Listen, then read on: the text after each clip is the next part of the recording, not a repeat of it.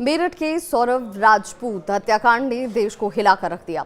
इस हत्याकांड के हर रोज एक के बाद एक परत खुलती नजर आती है और पुलिस की चार्जशीट ने इस वक्त सभी को हैरान कर दिया। एक रिश्ता कैसे यहाँ पर दागदार हो गया, एक रिश्ता कैसे यहाँ चोटिल हो गया, एक रिश्ते पर कैसे लोगों का विश्वास अब हिल गया है। इस घटना के बाद से सभी के जहन में सवाल हैं कि क्या रिश्ते इतने कमज़ोर हैं। कुछ ही दिनों में कोर्ट में अब ये चार्जशीट पेश की जाएगी, लेकिन पुलिस की चार्जशीट कहती क्या है ये जानना ज़रूरी है। पुलिस की केस डायरी में कई बातें सामने आई जो चौंकाने वाली हैं।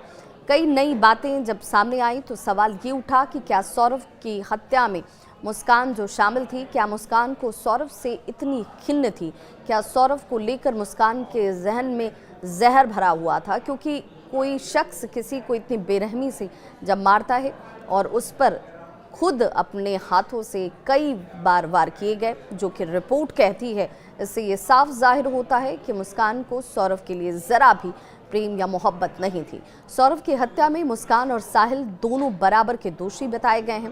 केस डायरी में पुलिस ये भी कहती है कि सौरव की हत्या करने में मुस्कान और साहिल दोनों जो हैं वो बराबर के शरीक ही नहीं थे। दोनों की मानसिकता बराबर ही नजर आती है। मुस्कान चाकू और ड्रम तो सौरव को बेहोश करने की दवाई लेकर वो पहुंची, जबकि साहिल सीमेंट लेकर आया था। ड्रम में शव को सील करने का आइडिया भी साहिल का ही था। साहिल ने दिल पर चाकू रखा तो मुस्कान ने ऊपर से हाथ से इस पर ताबड़तोड़ वार किए। अंदाजा लगाइए किस तरीके से एक शख्स को मौत के घाट उतारा गया। सौरव की गर्दन काटने में साहिल ने चाकू और मुस्कान ने उस तरह का प्रयोग किया था। इस जघन्य हत्याकांड को अंजाम देने के बाद दोनों ही हिमाचल में घूमने निकल गए। पूरा मामला भी अब आपको बताते चलें। मेरठ के ब्रह्मपुरी निवासी मुस्कान रस्तोगी उर्फ सोमी ने 2016 में इंदिरा नगर निवासी सौरव से लव मैरिज की थी। सवाल ये कि जब ये लव मैरिज हुई तो रिश्ते में प्यार था क्या, क्योंकि जिस तरीके से मुस्कान ने सौरव के साथ किया, इसके बाद लोग ये सवाल पूछ रहे हैं। 2019 में मुस्कान ने बेटी पीहू को भी जन्म दिया। इसी साल मुस्कान की मुलाकात सहपाठी साथ में पढ़ने वाले साहिल से हुई थी और मुस्कान और सौरव के प्यार में साहिल की एंट्री होने के बाद ही ये नौबत तलाक तक पहुंच गई। सौरव लंदन चला गया और साहिल और मुस्कान एक दूसरे से बताया जा रहा है कि इसी दरमियान सबसे ज़्यादा करीब आए। सौरव के लंदन से वापस लौटने के बाद साहिल और मुस्कान ने बेरहमी से सौरव की हत्या की और शव को ड्रम में रखकर सीमेंट से सील कर दिया गया। पुलिस की केस डायरी के जो बड़ी बातें हैं वो इस वक्त लोगों को सबसे ज़्यादा चौंकाने वाली हैं, क्योंकि ये मानकर चला जा रहा है कि पुलिस की थ्योरी ये कहती है कि हत्या के पीछे जो तांत्रिक वाला एंगल दिखाने का प्रयास किया जा रहा था वो दूर दूर तक नहीं है। इन लोगों ने केस को भरमाने के लिए, लोगों के जहन में इन बातों को डालने के लिए ये कोशिश की।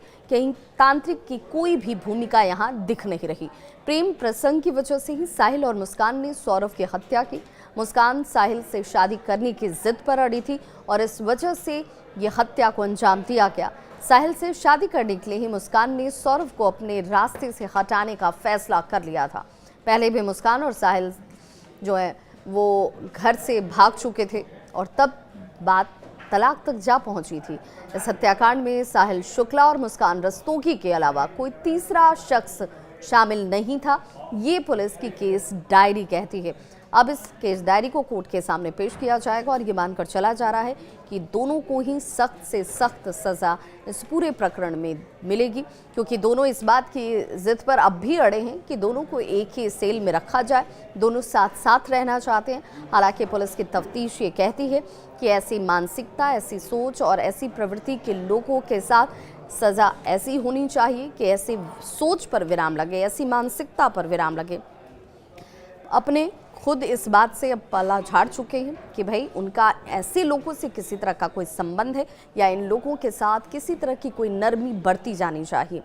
इस केस डायरी के बाद से एक बात तो जाहिर हो गई। लोग बार बार ये कह रहे हैं कि अगर रिश्ते में प्रेम स्नेह न हो, विश्वास ना हो, अपनापन ना हो, तो ऐसे रिश्ते को तोड़ देना या ख़त्म कर देना ही बेहतर होता है।